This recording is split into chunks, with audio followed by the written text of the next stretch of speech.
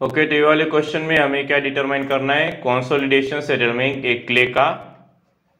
तो यहाँ पे सबसे पहले थोड़ा डिफिकल्ट क्वेश्चन है, इसको पहले कौन से समझना पड़ेगा। तो सबसे पहले हमें क्या कैलकुलेट करना है, पहले ये ड्राइंग ड्रॉ करनी है। तो ये बता, तो ये कैसे ड्रॉ की जाती है। तो यहाँ पे क्या आता है, सबसे पहले जो है यहाँ पे क्वेश्चन में दिया गया है, clay layer 15 metre thick at a depth of 15 metre, sorry clay layer 1.5 metre उसकी थिकनेस है, और वो जो है 15 मीटर बिलो ग्राउंड लेवल है। ठीक है, तो अगर वाटर टेबल जो है वो लोअर किया गया 1 मीटर ग्राउंड लेवल के डेप्थ से, और तो क्ले जो है लेयर अंडर ले जो मतलब नीचे है सैंड बेड के, उसका जो सॉइल है उसका प्रॉपर्टीज हमें दिया है। तो सबसे पहले समझ लेते कौन सा ऊपर है और कौन सा नीचे। यहाँ पे क्या बोला है, the clay layer under less sand bed, मतलब क्ले लेयर जो है सैंड बेड के नीचे। तो ये हमारा क्या हो गया, सैंड, और ये क्या हो गया, क्ले। तो ये जो है यहाँ पे ये पूरा इस सैंड का हो गया, ये पूरा क्ले का हो गया यहाँ से। इसके बाद जो है हमारा सैंड का जो है प्रॉपर्टीज यहाँ पे दिया है और क्ले का प्रॉपर्टीज दिया है। तो सैंड का प्रॉपर्टीज क्या होता है, तो यहाँ पे सैंड का जो प्रॉपर्टीज है गैमा मॉइस्चर, मतलब गैमा 17.5 किलोमीटर पर मीटर स्क्वायर। इसके पास गैमा बी जो है 10 किलोमीटर पर मीटर स्क्वायर। मैं ये बताता हूँ मॉइस्चर और बी में क्या है। तो ये बी जो है ये होता है बेसिकली ड्राई कंडीशन में। ड्राई कंडीशन में क्यों, क्योंकि यहाँ क्या बोला, if water table is lower from ground level to 1 metre depth, मतलब जो वाटर टेबल लोअर किया गया, नीचे डाला गया, मतलब पानी मान लो बाल्टी में इतना पानी था, यहाँ तक पूरा बाल्टी भरा था। फिर बाद में हमने क्या किया, इस बाल्टी में से यहाँ तक ये पानी रहने दिया, ये 1 मीटर का पानी हमने लोअर किया। तो यहाँ तक की जो लेयर आएगी 1 मीटर की, वो हमारी गैमा बी आएगी। ये जो है गैमा बी आएगी। क्यों, क्योंकि गैमा बी जो है मतलब गैमा ड्राई है। यहाँ पे क्वेश्चन में ये गैमा डी देना चाहिए था, डी का मतलब ड्राई, लेकिन सिंस क्वेश्चन पेपर में ऐसा दिया है तो हमें उस हिसाब से ही चलना पड़ेगा। और सैंड का स्पेसिफिक ग्रेविटी दिया है 2.65। अब वैसे ये जो सैंड है वो कितने 15 मीटर की है, वो कहाँ से पता चला। यहाँ पे क्वेश्चन में दिया है determine the consolidation of a clay layer 1.5 metre thick at a depth of 15 metre below ground, मतलब ये 1.5 मीटर थिक है, थिकनेस इसकी 1.5 मीटर, मतलब ये 1.5 मीटर ये है यहाँ पे, और वो 15 मीटर ग्राउंड के नीचे है। 15 मीटर पे क्या आता है, 15 मीटर ग्राउंड के नीचे मतलब इस सैंड के नीचे है।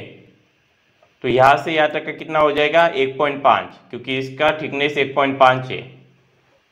तो क्ले की प्रॉपर्टीज देखते हैं।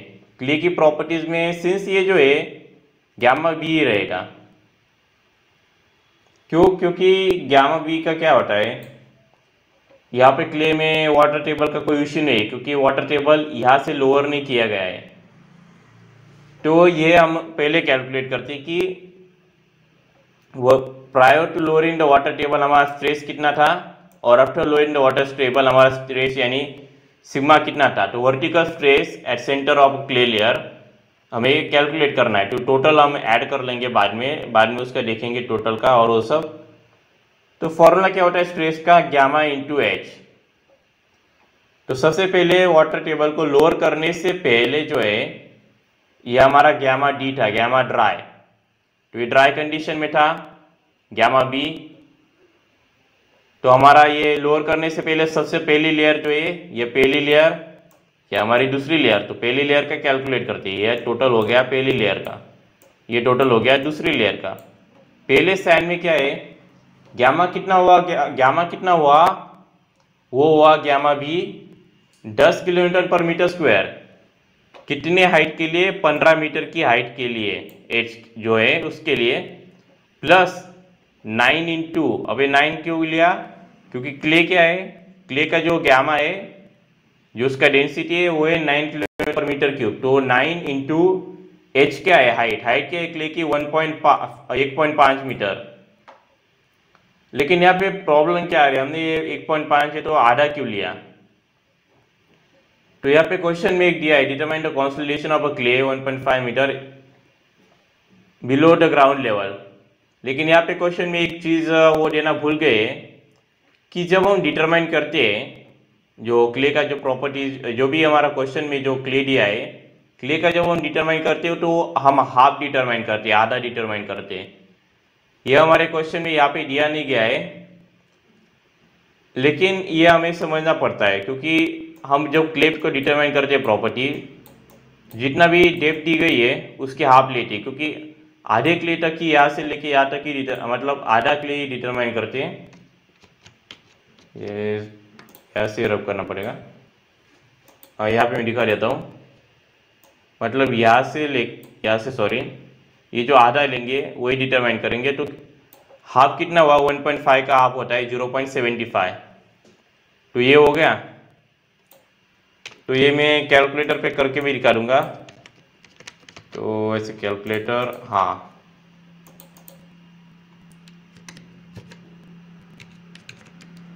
तो ये जो जवाब जो आएगा हमारा किलोन्यूटन पर मीटर स्क्वायर में आएगा, उसको कन्वर्ट करने की कोई ज़रूरत नहीं है। आप ये देख सकते 156.75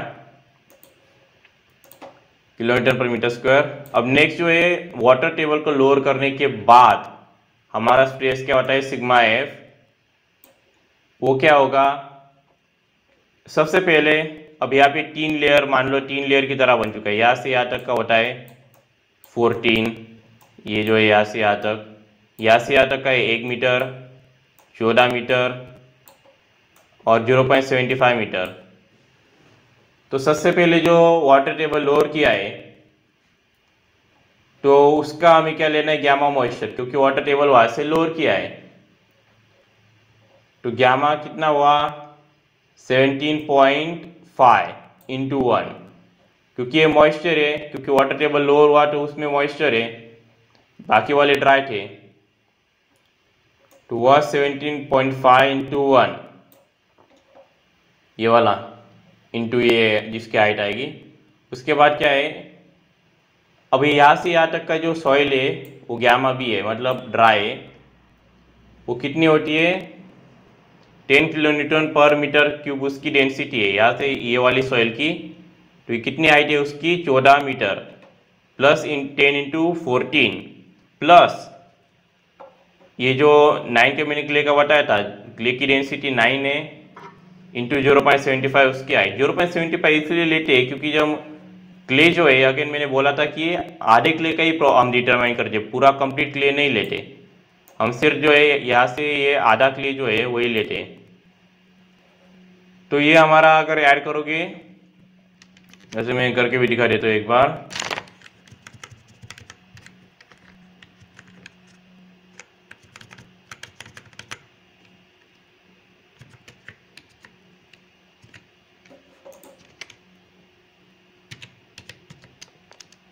तो हमारा आंसर जो आता है वो ये आता है 162.25 किलोमीटर पर मीटर स्क्वायर।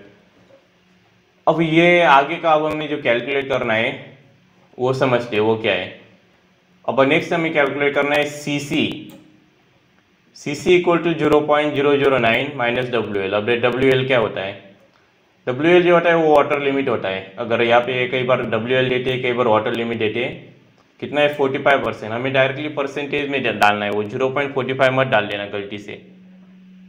तो ये इसका जो आंसर आता है, एक बार करके भी दिखा देता हूँ।